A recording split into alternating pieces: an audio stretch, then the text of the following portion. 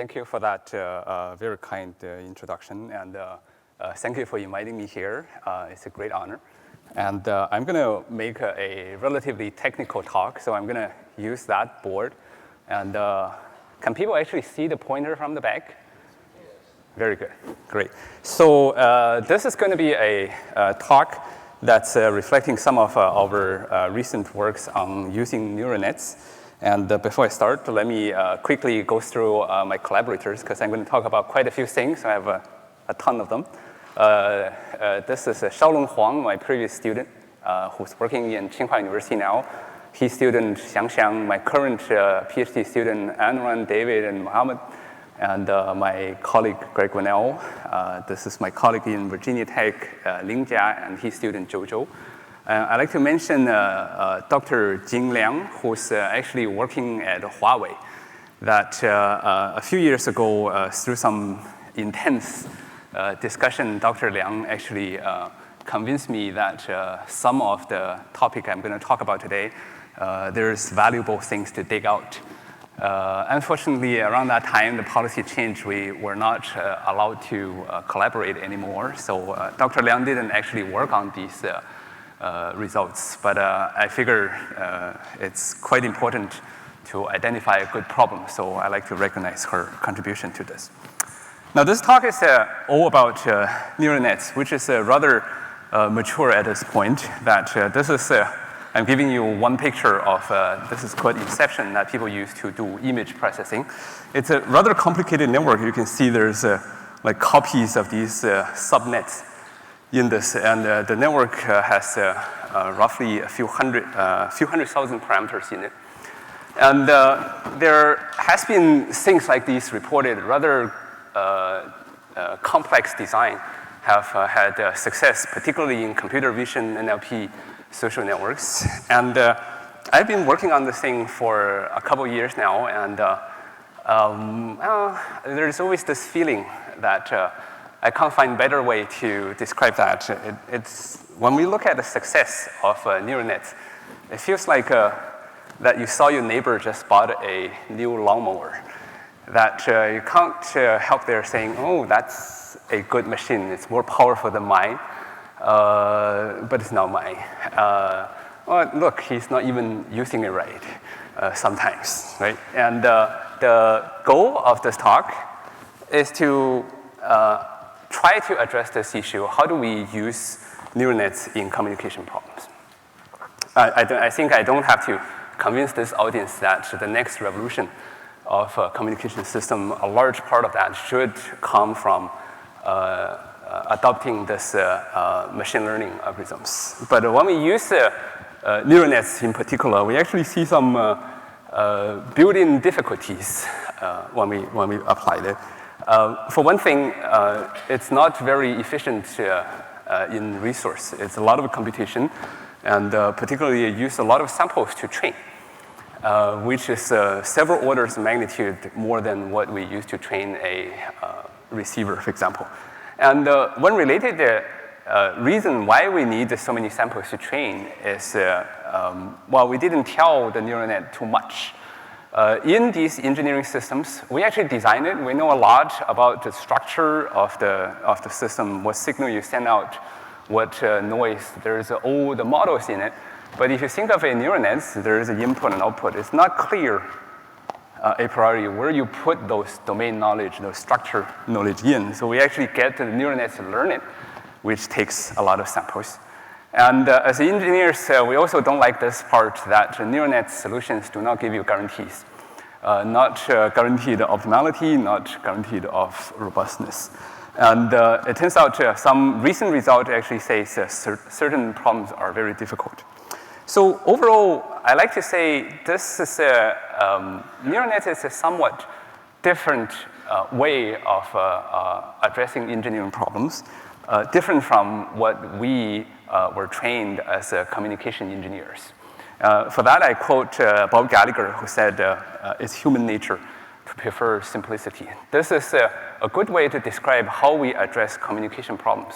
We usually start with a very simple model and fully understand it and get insights, and then we start to generalize this to more and more complex systems. this is very different from the practice in using neural nets, where we directly observe the empirical behaviors of these very complex systems.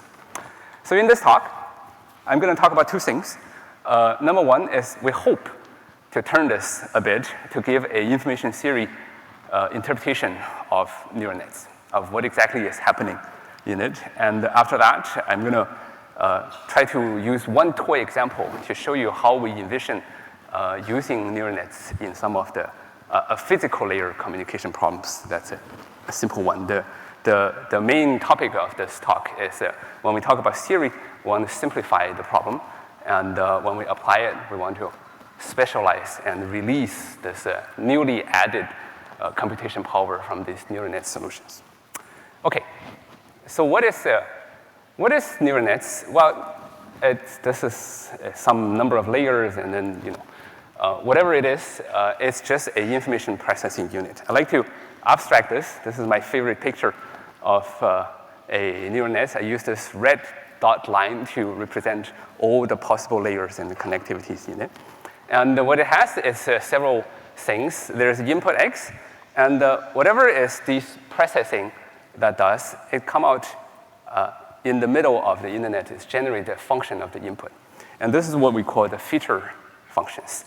And this is the function that's just like how we design for example, a matched future or some kind of estimator that we use. It's a processing of the input. One thing that people tend to not notice is that it turns out the weight in a neural net is also a feature function. Here, if you do a classification problem, suppose you have k classes, then these weights on these links, it's one for each possible values at output. That's also can be written as a feature. It's a feature of the output. So this is a function of y. And what neural net does is it generates this kind of a model that's taking the pairs of features, one for the input, one for the output, and try to get this model to fit the data. The important new addition to this is that usually when you use the neural nets, this network is not enough. This could be k nodes in here or whatever number of nodes in here, so you have many pairs of input-output features. But still, the network is not enough to give you a complete description of the full model between x and y. So this is the important thing, is that we're forced to work with some partial models. Now, to understand how to mathematically address these partial models, I'd like to introduce a little bit messy part of this talk, that this is a little machinery we developed based on local geometry. So this is a picture. This is, I'm drawing that as the space of all distributions of this random variable you want to guess. And suppose you have some prior distribution P naught, and after some observation, this moves to a new distribution posterior. Let's call that Q. In information theory, we usually measure this length of this movement by K of divergence and call that the total amount of information you get. But with this picture, you should realize that the information is actually a vector. It's the difference between these two distributions. It's a high dimension by nature. There are many ways to write this vector. For example, you can write the difference between the two different distributions and stack them up, make that a vector. Alternatively, you can write a log likelihood ratio between the two distributions, and again, stack it up, store it in your computer as a vector. And here, I like to make a assumption, which is the local assumption. I like to think these two distributions are close, in which case you can actually do a Taylor expansion of this log likelihood ratio, and it look like this. Again, it's just a vector. Now you see that the similarity of that is the difference between the two different distributions are always there. The difference, now here you just have some kind of scaling. We think of this P naught as a reference of distribution. So everything happens in the neighborhood there. So what we're going to do is we're going to actually invent one more way of writing this vector, which we call information vector. So it's slightly different from both of them. It's still the difference between Q and P naught, but instead of having either this weight or no weight, we put square root of P naught as the weight. Right? So this is our notation. Any distribution Q in the neighborhood of P naught there is a corresponding vector form representation of that, and we call that phi. Now let's push forward, and every function, every feature function that we would like to evaluate on data to make a decision on, we call that f, and it's pretty clear that any scaling or shifting of this function doesn't make any difference. So we, without loss of generality, write that as zero mean.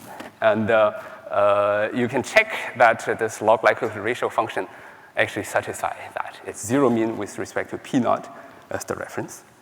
And this actually gives you a nice view that every feature function we like to evaluate on our data is actually calculating a log likelihood ratio between some distribution and the reference point, right? So they're all equivalent.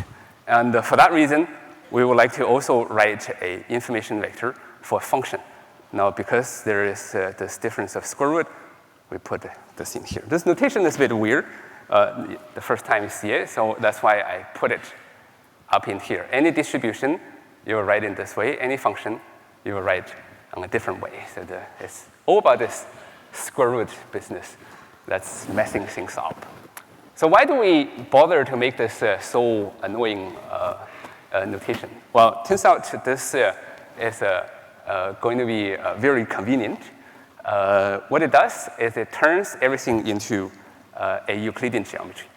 Now, for example, if you look at a variance of your feature function, you want to calculate that, then you take this feature vector, because this is square of the thing, so then each one contribute a square root of p naught. So this Euclidean norm square of the information vector corresponding to the function happens to be the variance.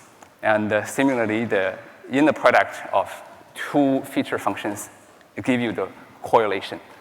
Right? And if you're designing multiple feature functions, you want them to carry at least different information, so you want the corresponding information vectors to be orthogonal to each other.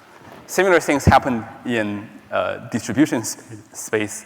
You can actually show that KL divergence is equivalent as a norm square of the difference of these information vectors. And the inner product also has a name called feature information. So this turns everything into a Euclidean space. Well, what's more interesting is let's see what happens when you evaluate a feature function over your data. Suppose you have some IID data from a p naught, which is your reference. And suppose you observe this sequence, and it has an empirical distribution of p hat, which we write the corresponding vector form as phi.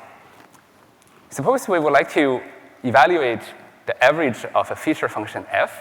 Again, every feature function has another information vector. Let's call that nu.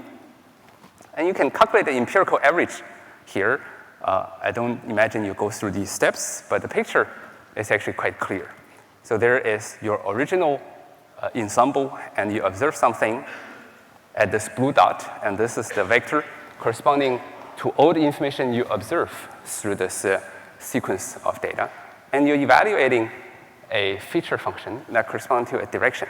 Turns out this empirical average is nothing but taking the projection of this information vector to the direction of this feature function that you choose. So meaning that when we choose a feature function, that's what neural net does, that's what every learning algorithm does. What we're actually doing is trying to find the right direction to project over information vector. So that's a geometric way to view this. Now I'm going to make this slightly more interesting to look at joint distributions, x and y. And while we always need a reference, let's use the product distribution as a reference. So we again assume they're closed, so that's a weak dependence situation. And here I'm defining this information vector for joint distribution, which is exactly the same as how I defined this. I got a distribution minus the reference divided by square root of reference. I got the distribution minus the reference divided by square root of reference. We actually call this canonical dependence matrix. It's nothing but a joint distribution version of an information vector. Well, right away you see that because the KL divergence is the same as the norm square of this vector, you can write this KL divergence to be corresponding to the Frobenius norm square of this matrix, which corresponds to mutual information. So the norm square of this matrix tells you how much x and y are dependent to each other. Now this is where things get a little bit richer, because you have a matrix. What do you want to do about the matrix? Why don't we do SVD of that? Right? So I suppose the single value decomposition of B matrix can be written in this way, where sigma I is taking a descending order singular values. Well, this mutual information is equal to the Frobenius norm square of this B matrix, which is equal to sum of the square of these singular values. So this actually reveals an important fact that when we talk about the dependence between x and y, we often ask how strong are two random variables dependent to each other. Turns out this dependence should be described as a high-dimensional object. The dependence, the total dependence mutual information can be decomposed into a number of orthogonal modes.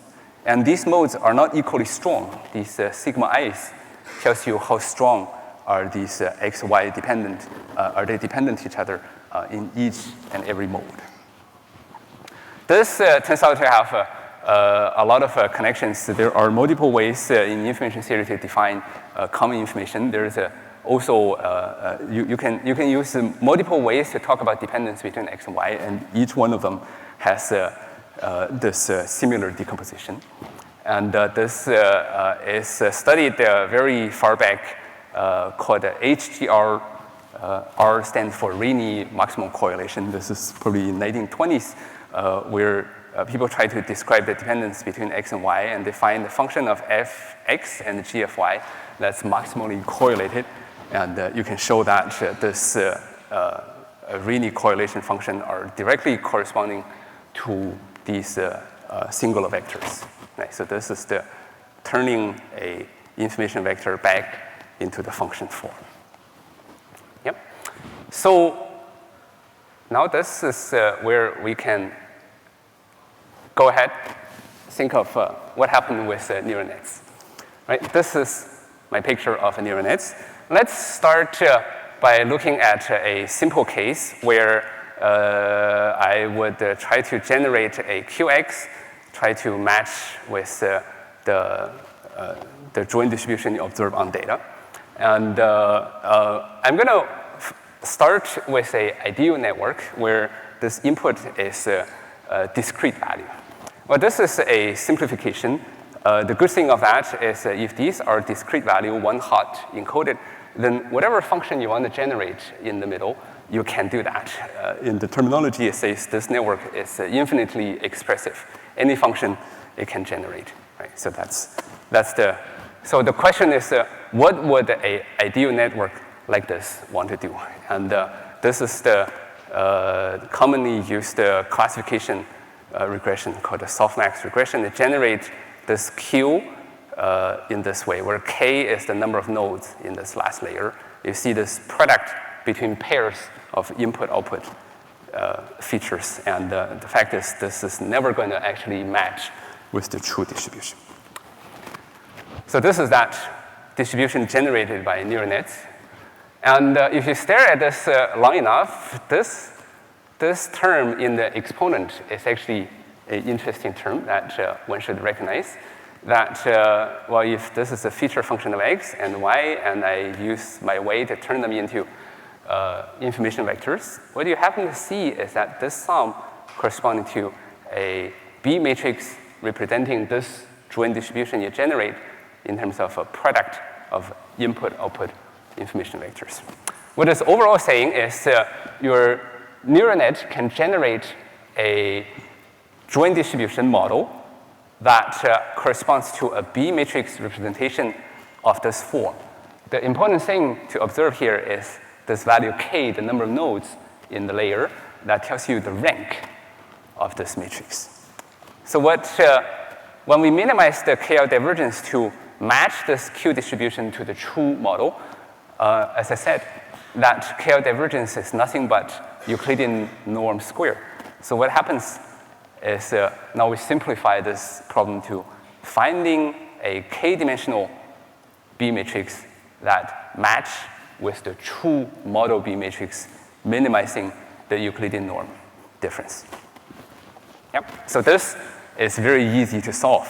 What are you going to do?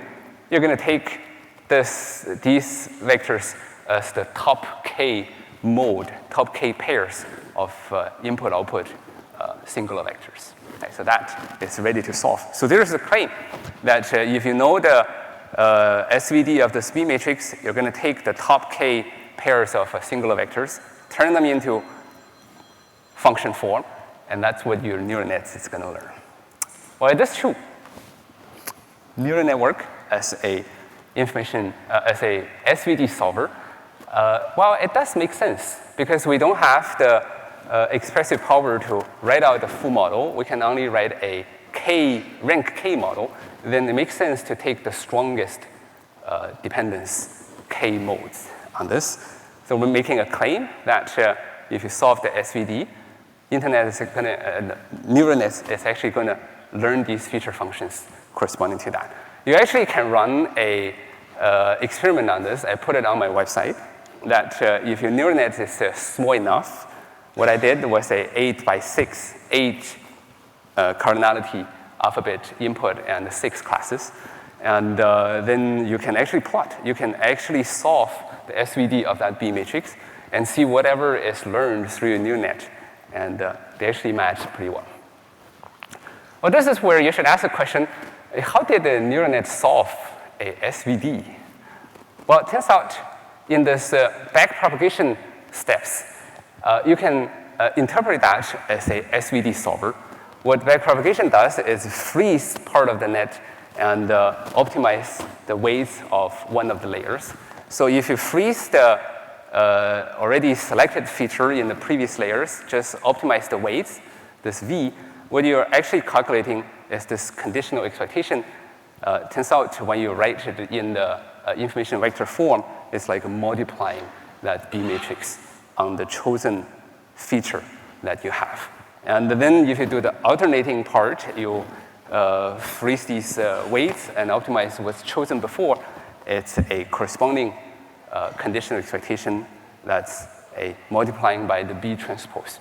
So these iterations in neural nets happens to be what? It's a power iteration, right? It's solving a SVD. So I have to say this is a grossly de-glorifying neural nets. We're claiming that what it does is to solve a SVD, right? Well, it turns out this is a good SVD, right? I already mentioned that this tells you a good way to decompose the dependence between X and Y. There's a statistics HDR interpretation of that. And this naturally connects to those low-rank matrix completion. And we actually just put on arXiv a paper to interpret this as a so-called universal feature selection problem. And practically, it's also important to recognize that these top K pairs of features are actually easy to learn. That before you have enough samples to learn the full model, you actually can learn this partial model very well. Okay? In more realistic networks, this is no longer discrete. You cannot actually generate any functions you want in here. The network is usually limited in its expressive power. In which case, what you should see is there's still, the network would have an objective trying to get that singular vector generated, but it's constrained by the previous hyperstructure of this network, such that it only can generate network these feature functions on a manifold, and locally it's a linear subspace. What turns out the network does is trying to approximate this singular vector in its own way. Right, so you can actually calculate these gradients in every step as, again, as projections. The whole point is, everything in the network, now you can at least give an approximate mathematical expression on that. One thing that's slightly inconvenient in a large neural net is that there are many different ways to represent the same model. You can see already in here, if I have an S generated, and the v in here, if I multiply s by a constant, and I divide the same constant on the v, the product is what matters. And you know, it's the same result. The neural nets do not distinguish between these equivalent representations. If this is a collection of features, then the neural nets can actually rotate these by a whatever linear operation and just undo it in the last layer. So there are many different ways to represent the same approximate partial model, right? So in order to actually use these functions in somewhere else, what you need to do is to turn it into a canonical basis. For example, use a whitening or Gram-Schmidt approach. Yeah. So that's the general neural net story. Now let's try to see, with this understanding, how does it change how we use this in a communication problem. Yep.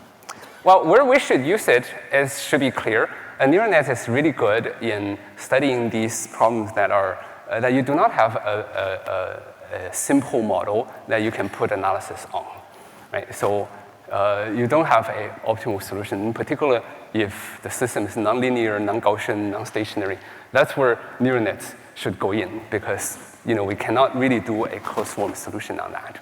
And this would really point you to the higher layer of the communication stack, maybe in network or even application layers.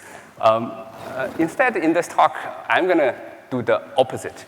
I'm going to show you how we work on a physical layer problem, where we actually know all the optimal solutions. And let's see how a neural net solution would come in, and how does it combine with our knowledge as communication engineers. Yep.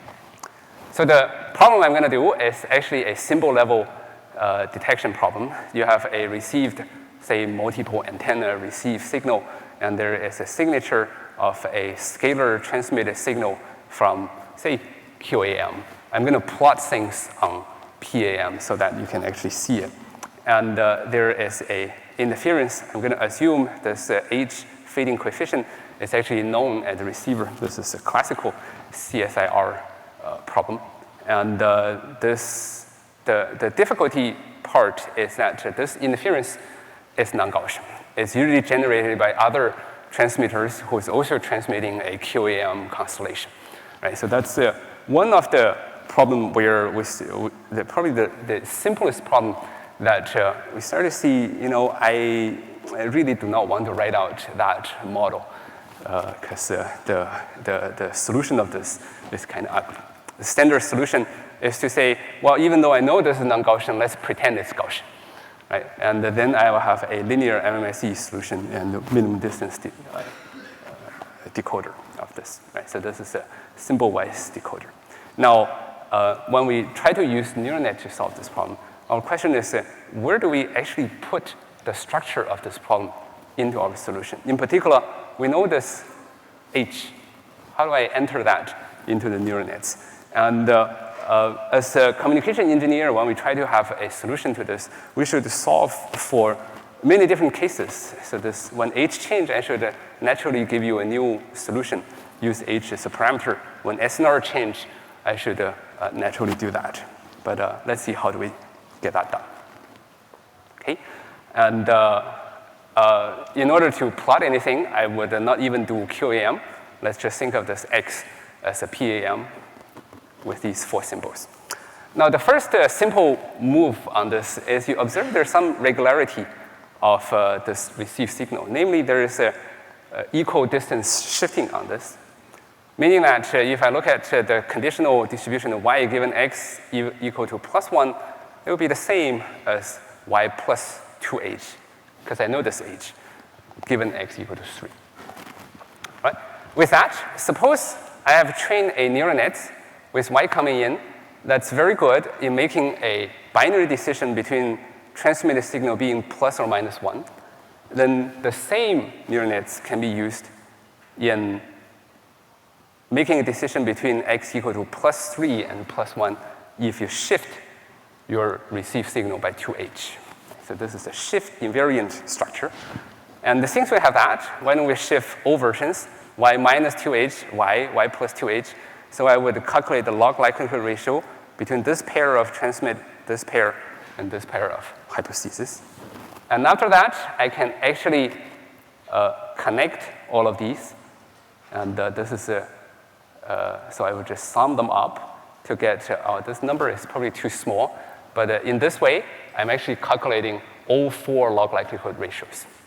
Well, what I've done here is, if you think about it, I just built a larger neural net with input y, and it's different shifted version of that. And here is a linear layer of a specific form to generate all the log likelihood ratio you want. Right? So this particular structure reflects our knowledge that this channel has this repetition over amplitude. We call this a CNN or convolution net over amplitude, not over space, right? And the important fact is this is what we call atomic neural nets got repeatedly used. And you can actually train this overall network. Well, you can choose to only train this part, but then manually implement all these connections, or you can actually write this whole thing out. And you can train this, and the important thing is when you have a one received labeled sample, suppose you have a y whose x equal to +3, you can actually use it multiple times on this. You're training this neural net with all the shifted version of this y multiple times. That also gives you a multiplication factor on how to use training samples. This is what we call the first simple move by utilizing this regularity of the PAM. Now the question is, what do we do with this atomic small network? Now for that, let's just focus on the case where x is binary, because that's the only thing I need. Right? The hope is put y in and generate this log likelihood ratio function. Okay, so this is a picture of that. Suppose this is now I changed my notation called as HS. This is a plus or minus 2 possible hypotheses. And I have some interference on this. In this talk, I'm going to simulate the interference as a PAM signal transmitted by 2 other interferers. So this is what you're going to see as interference. There is one PAM, another PAM over some kind of a spatial signature. So you have these 2 groups of possible received signals and add Gaussian noise on it, which I didn't even plot here. Classically, what we do is we say, well, this thing is complicated. Let's pretend it's Gaussian by calculating its covariance matrix and replace that with 2 Gaussian joint density. And then we're going to make a linear decision according to this Gaussian density, which gives you a decision space, half space like this. You see, this doesn't work too well because these blue dots and these blue dots live in this red group.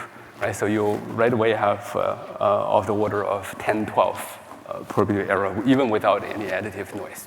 Right, so this is a classical case where you really don't want to write out this entire model, but a linear oversimplified approach doesn't work too well either. What we hope to learn is actually this interference structure, meaning the PDF of this interference. Because I did this, it should look like a whole bunch of pikes in a very regular way. And a log likelihood ratio, which is the difference between 2 copies of this, one centered here, one centered there, which has this 3D plot, which you can't quite see. But this is the decision region. Right? This is the minimum distance decision region optimal on that. Again, it's too complicated. We don't want to actually go implement this because that's going to be very sensitive to all the parameters we have. So this is the nonlinear part of the problem. We would like to use a neural net to do this business. Neural nets to do what? To send some of these Y signal in. Now you only have a binary output. Let's just train a net on that. So this is what we're going to do. We're going to give you some samples. Well, I plot actually a number of samples with noise in it. This is about 18 dB noise in it. Very few samples so that you don't actually see the noise go around too much in here. And let's just train a small neural net on that, a 3-layer one, and this is how it looked like. This is the log likelihood ratio generated it. This is the contour of that. You see this? Actually, it's pretty sad because it did a good job. All the red dots are in the red region. All the blue dots are in the blue region. But whatever is learned here has nothing to do with that PDF we want. Right? But the problem here is that neural nets are kind of lazy. It doesn't even try to learn in this area or this area because a linear decision is sufficient. It wouldn't do much. And even in between here, because there is nothing, no sample in it, so it just make an arbitrary decision. It generates these ridges in the likelihood function. So the idea is, how do we push neural nets to work a little harder? Well, one way that I see people do is to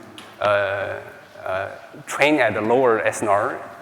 Empirically, this is not as good as the following approach, what we call throwing some sand. These are still your true signal. What we did is we throw on the space a number of randomly generated samples and also randomly label them. What it does is it forces the neural nets to say, in here, let's don't make a decision. Let's make the likelihood function to be 0 because you see all kind of samples over in here. And this is the training result. It's very messy, ugly. But it did do a good job to put the red one in the red peaks, blue one in the blue peaks. Again, neural net doesn't learn much of this outer region where your linear decision works.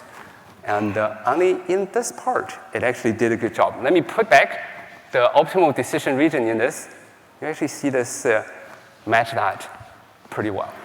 So what we want to do is to say, well, we actually can't trust neural nets to learn anything out.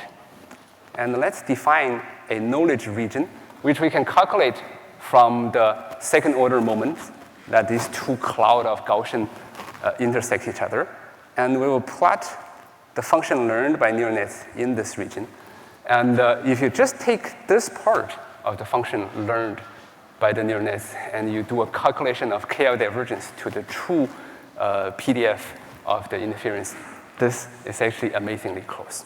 So to some extent, we didn't do our job of learn the entire interference structure, but we learned a slice of that over this procedure.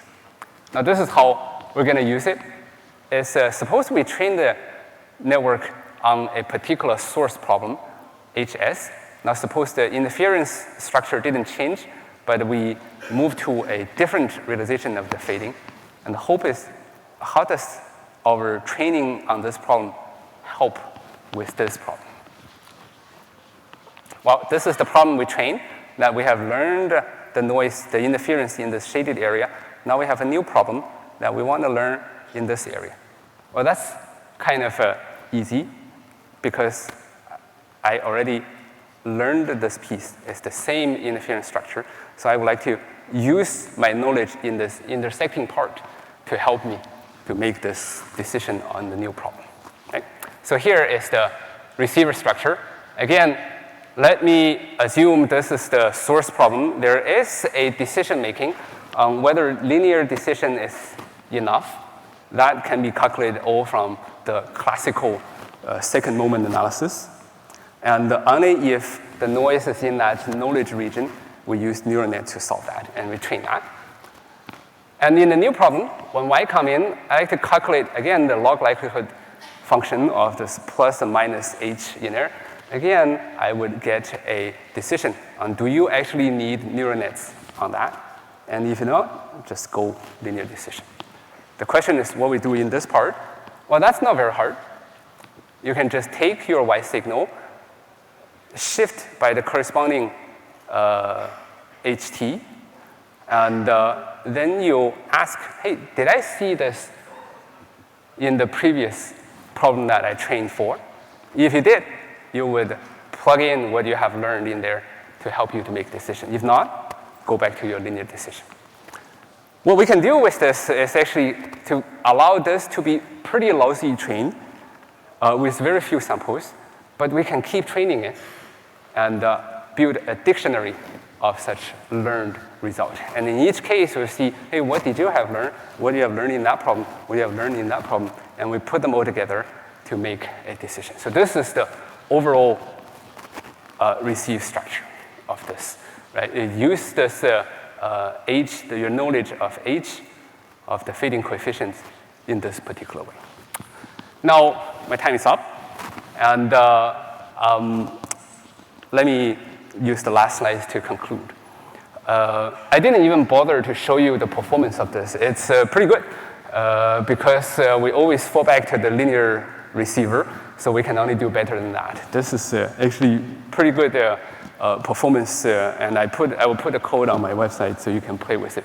The gist of this is we believe neural net has its newly added capability of solving these nonlinear, non-Gaussian, difficult problems. And what we should use that is to make sure neural net does that. And then we fill in the rest. The part that we have domain knowledge on, we should design the overall system to reflect our knowledge that way. I didn't show you much of how to use the theoretical understanding of this. Well, actually, you can, with the first part of the talk, you can actually process at the input, output, and even in the middle of the neural nets, whatever is calculated in there, as long as you know how to standardize that representation. We actually have results on this in image processing results. And when you connect multiple neural nets, that information theory result also help you to choose the more valuable features. And probably more important is those information theory results can help you to get some provable guarantees. And the overall statement is I believe there are a lot of places we can use neural nets in COM problems.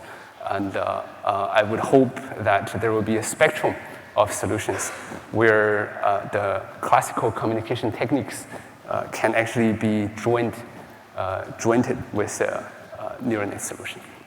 And that's it.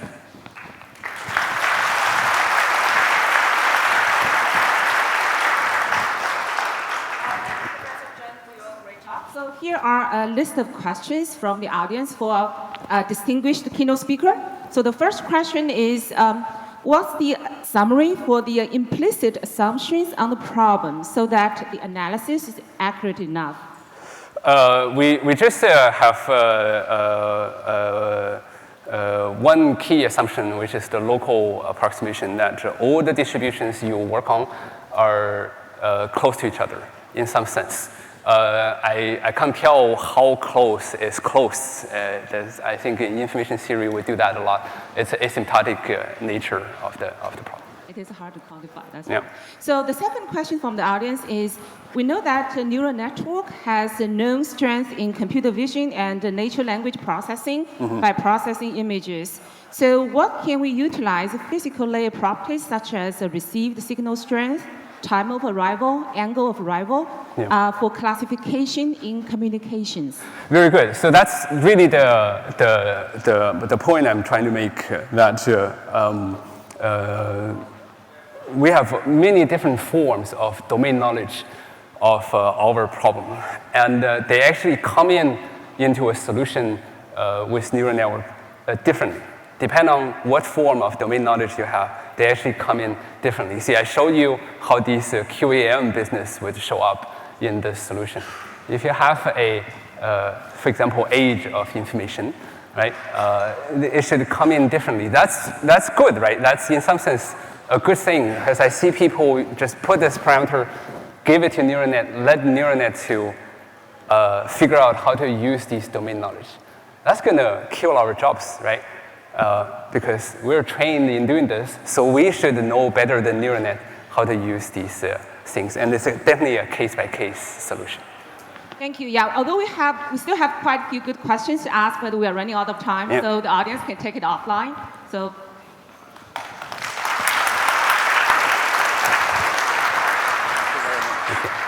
Congratulations. Nice talk. Thank you.